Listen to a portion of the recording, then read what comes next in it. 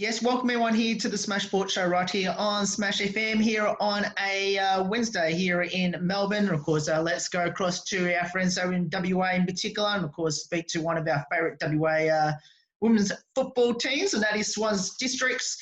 And of course, they'll be hoping and raring to go for the season if it goes ahead in 2020. If not, it'll be hopefully 2021. Of course, we've got a very special guest on the show because her name is Naomi. She joins us on Zoom right now. Thanks, Naomi, for joining us. Yeah, no problem. Thank you for having me. No worries. Well, obviously for you were hoping to come back this year after coming off an injury last season. I guess now, obviously, with the uncertainty what's been going on at the moment, how frustrating is it for you to obviously I'm assuming your injury is all good now, but how frustrating is it to not I guess, be on the field right now like you would normally be? Yeah, well, now I wasn't actually planning to play this season, obviously because of my injury. So I would have still been in the rehab phase. But now that the season's hasn't started yet, I'm hoping I'll get a game. So at the moment, it's a little bit frustrating that everyone else can't play, because I know everyone else is really, ready to go, really keen to get out there, and just missing having that environment and getting ready for games and all that and the training. So definitely looking forward to it when it comes around. So yeah. When are you hoping to return to the football field from this injury? So I tore my ACL the 28th of, the 24th of June, and in 2019. And so I didn't have my surgery till the 28th of August. And so at the moment, the Waffle W season has been pushed back to start the 1st of August.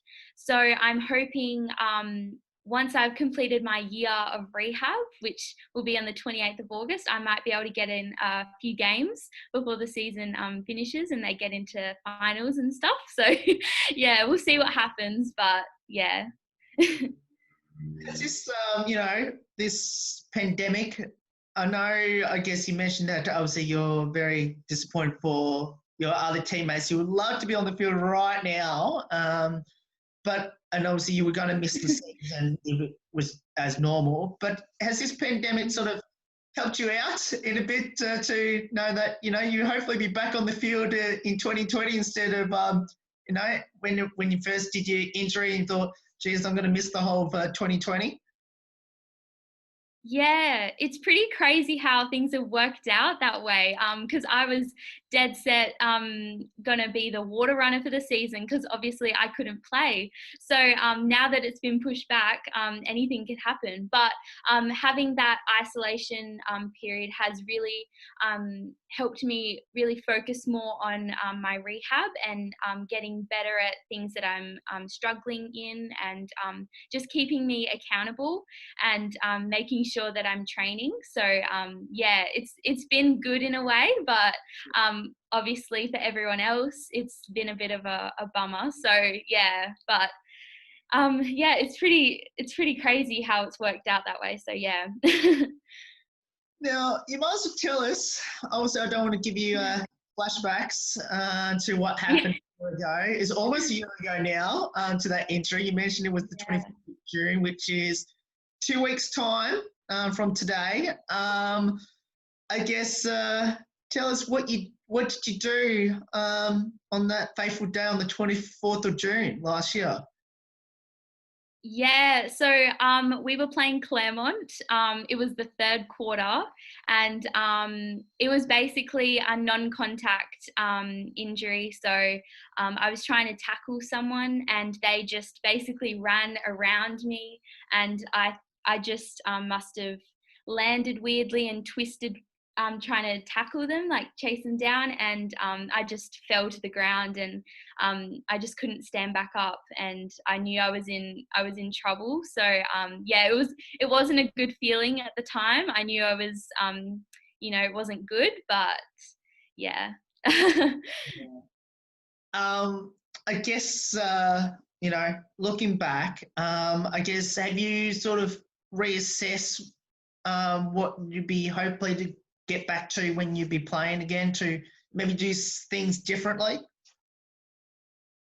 Yeah, I definitely want to focus a lot more on my strength, because I think if you really strengthen those areas which you're weak, so like the muscles around your knees and all that, I'm hoping that it will make my legs stronger and less likely for me to do it again. But also focusing on my change of direction and my landing, my jumping, all that kind of stuff, because those things also contribute to it. So you just got to make sure that you have the right form and technique.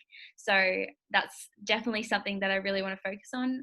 So I, lessen my chances of doing it again. Now, considering you missed pretty much half the season, and obviously the Mighty Swan Districts made the finals again last year.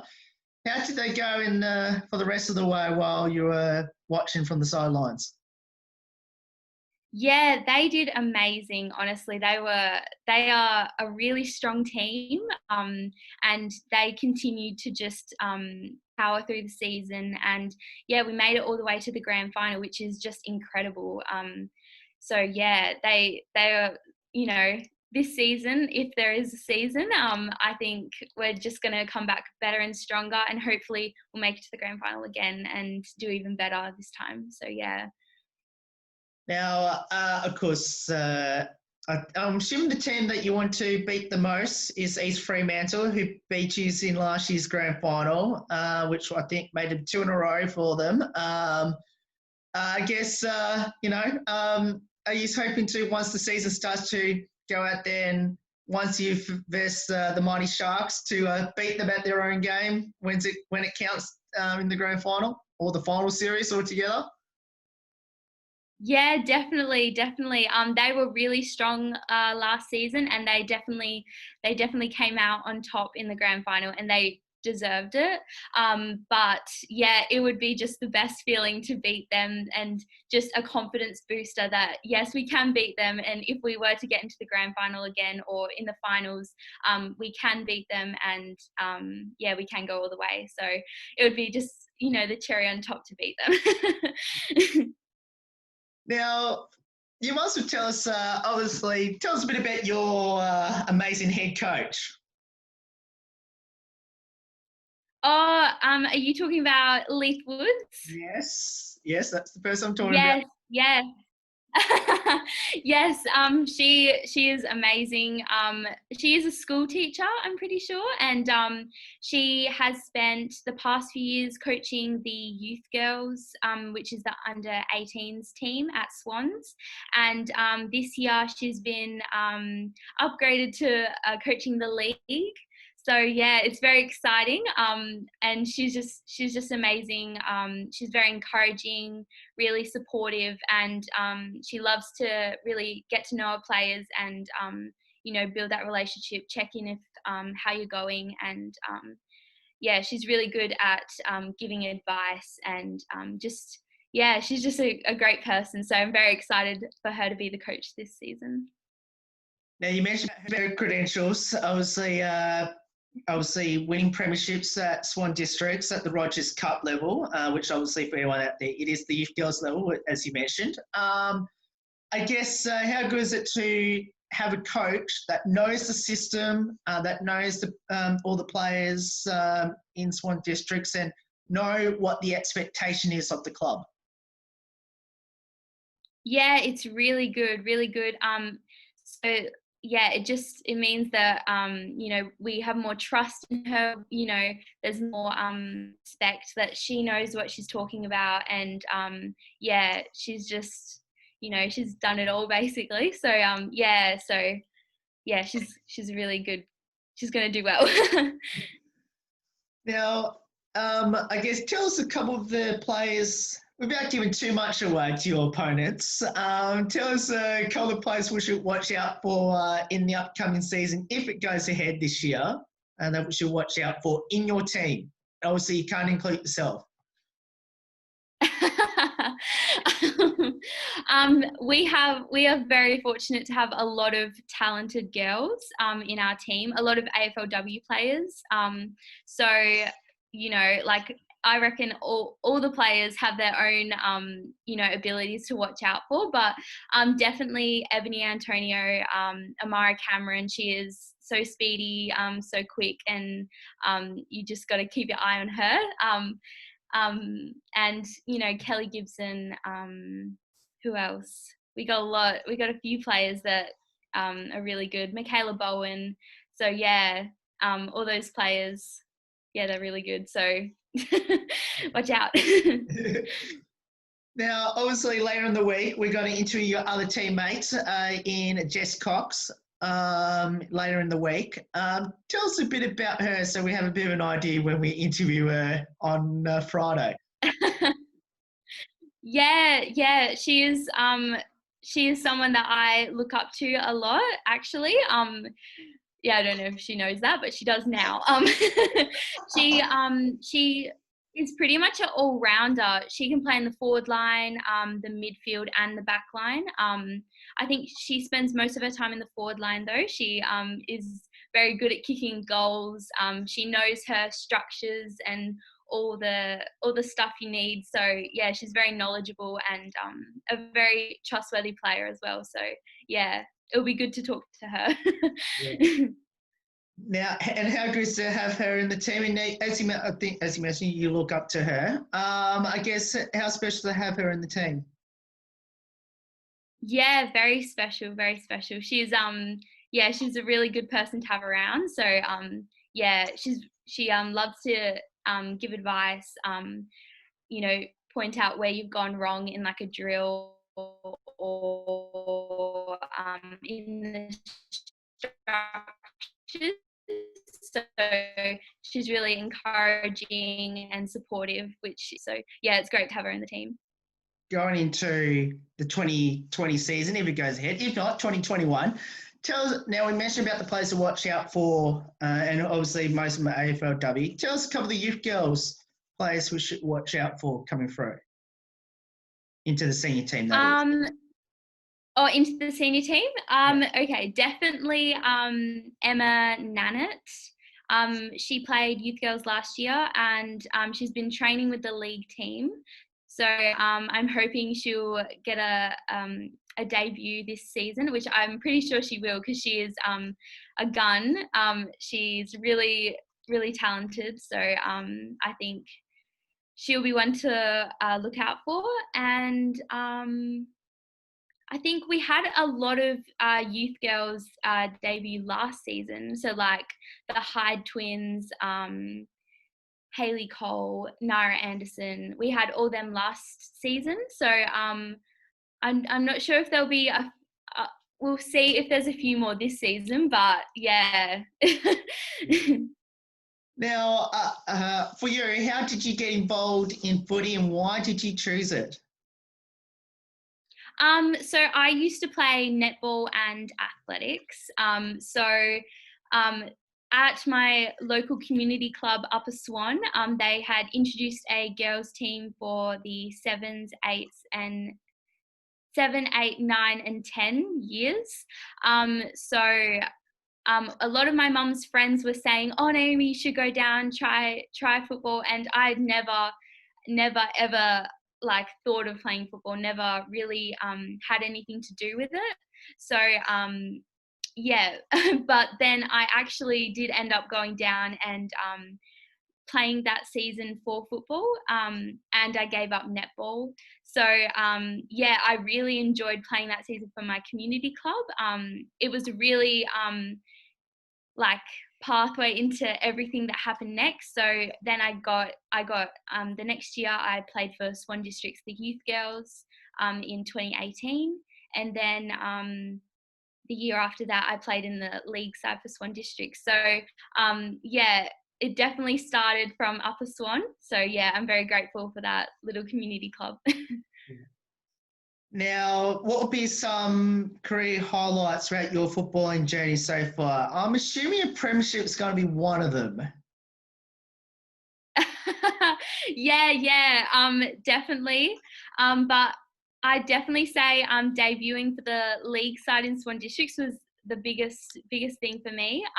Also making the state under 18s team for WA last year, and also playing at Optus. I got to play in the game before one of the AFL games at Optus Stadium. I think that was in 2018, which was such a cool experience. So yeah, those are definitely my biggest three highlights. And did you manage to get free tickets into the actual game afterwards and watch the game? Yeah, it was a Freo game. So once we played, we got to go back up and watch the game, which was great. It was I really enjoyed it.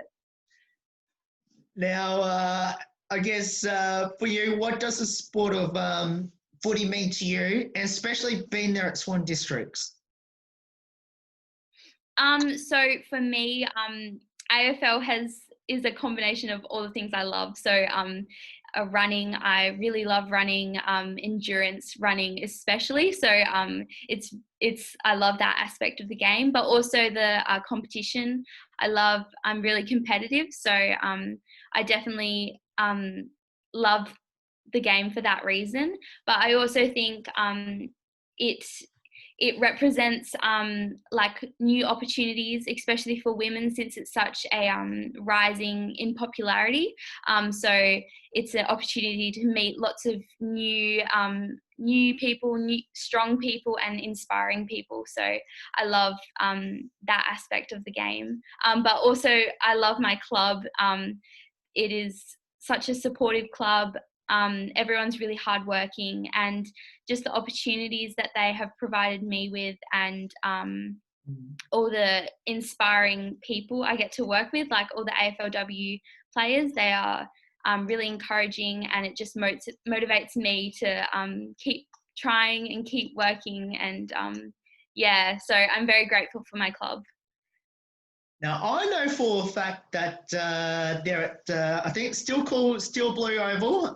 They're in Perth. I know they just redone the club rooms, and I know they've done a revamp of the changing rooms, which it's mighty impressive, mind you. I actually have saw some photos, including the twins that you mentioned before. Have you been in there yourself, and have you decided which locker you wanted? Yeah, well, they actually I've seen the video, and then when was it? Tuesday, they opened the changing rooms up for us to go into the first time. So it was so cool going in there, seeing how like professional it looks and everything. So it is so cool to have our own change rooms and have them looking so that way. It's really cool. So yeah. I guess, and I have to ask, and how special is to have that support as a club for the men's and the women's? Yeah, it's amazing. I think it's really encouraging to have a club that supports you, like the women's team. So yeah, and just having that, they want to include us in things, and all that. It's really cool to have a supportive club like that. Now, do you have a short or long-term ambitions in the sport of footy? Yes. I would definitely love to keep playing AFLW. Oh wait, sorry, Waffle W. My goal is to make AFLW, obviously. Yeah, so either playing for Freo or West Coast, it would be an absolute dream to make it that at that level. So, and play alongside some amazing people. Now, what will be your advice to our viewers and listeners in WA that should get involved in footy? No, I think your restriction's a bit more eased than what it is over here. Yeah, I'd say definitely give it a go. It has given me lots of new opportunities, and it has allowed me to grow in ways I never thought I'd grow. So yeah, to all the girls that are looking for a new sport or just a bit nervous about giving it a go, I definitely say just do it, because it is so worth it, and you get to meet so many new people that you can just relate to. And yeah, it's just a great environment. It's such a great environment, so different from other sports. So yeah. Now let's finish up with a couple of light-hearted questions about your teammates there at Swan Districts in particular. Now, before I go to that though, I guess for you, obviously being there in isolation over there in WA and with what's been going on with the pandemic, what have you been doing in the pandemic isolation before the restrictions eased to sort of keep yourself motivated to get back on the field? Yeah, so because I'm still in my rehab, that really kept me accountable for training. Just like because obviously I have to keep up with my strength and my running. So just I think having that motivate me to actually keep going instead of stopping, knowing that I have to keep building up my strength, keep building up my fitness if I want to actually play again. So yeah, that definitely kept me going through isolation. Now let's obviously now go into the light-hearted questions about your teammates, which is who had the most embarrassing moments so far this year and last year?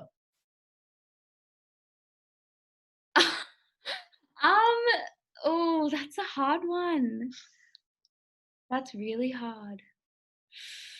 I don't think anyone has done anything really embarrassing. I think maybe if someone does a really awkward kick, I don't think it's anyone in particular. Just if you do like a really awkward kick, or you do like a really bad miss at goal, then that's probably really embarrassing for everyone. So I've definitely done it. So yeah, I don't think anyone in particular has done anything. Now who's the comedian in the group? Probably Mickey Hyde.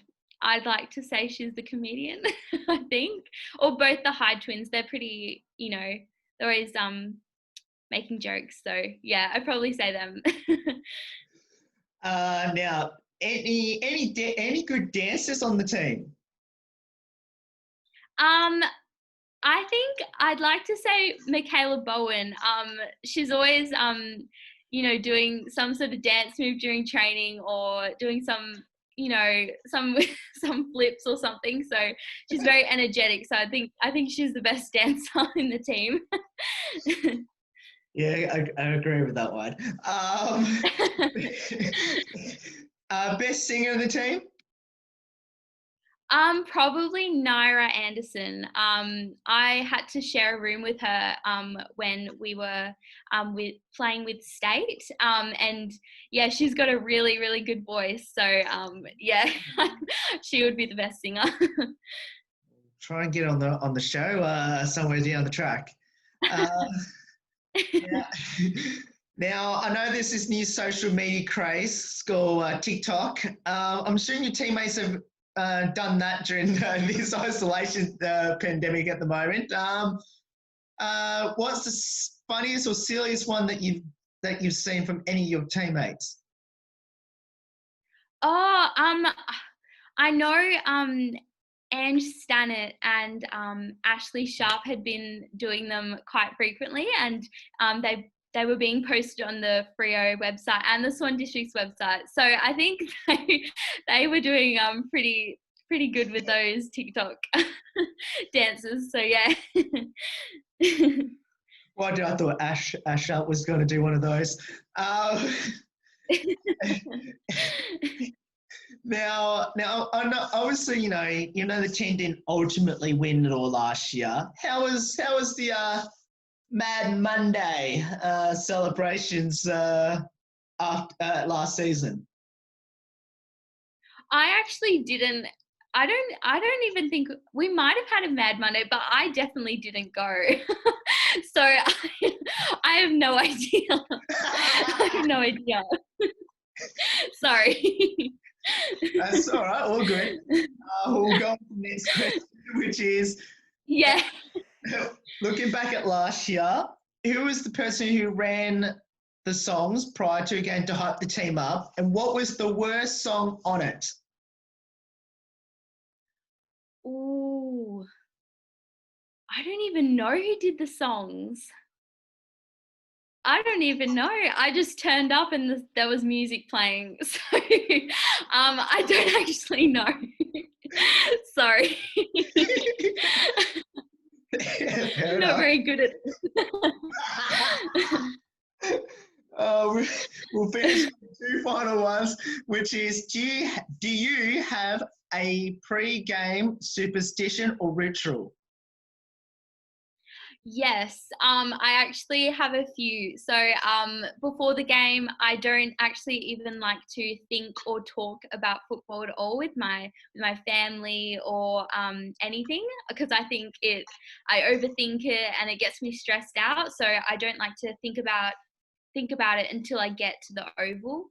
I also love to listen to Eskimo Joe on the way to the ground. So his Black Fingernails Red Wine album.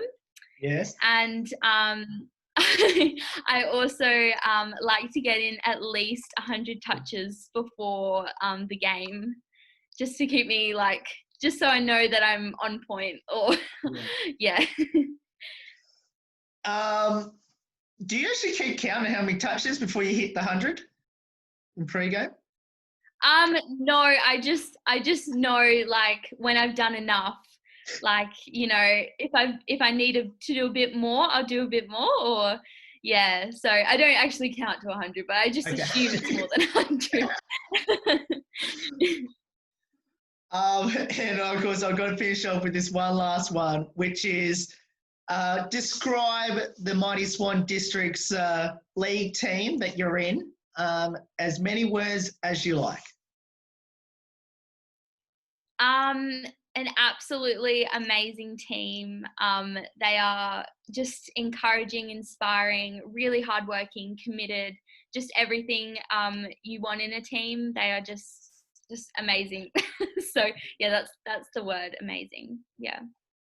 No, thank you so much for joining us. It's awesome having you on the show. Also, we want to wish you all the best with your ACL recovery in particular. Hopefully we get to see you back on the field when the season hopefully starts in 2 months' time. And let's hope for the Mighty Swan District's football team. Hopefully you can go all the way and win the premiership and maybe knock off the Mighty East Freo Sharks on the way. Yeah, that would be just an awesome season if that happens. Thank you so much for having me. No worries. And that's Naomi Baker there, of course, from the Swan District's women's football team. Of course, once the season starts, make sure you get down there, especially to Steel Blue Oval, of course, and cheer on the mighty black and white of the Swan District's women's football team. There's more on the Smashboard Show right after this. Don't go away.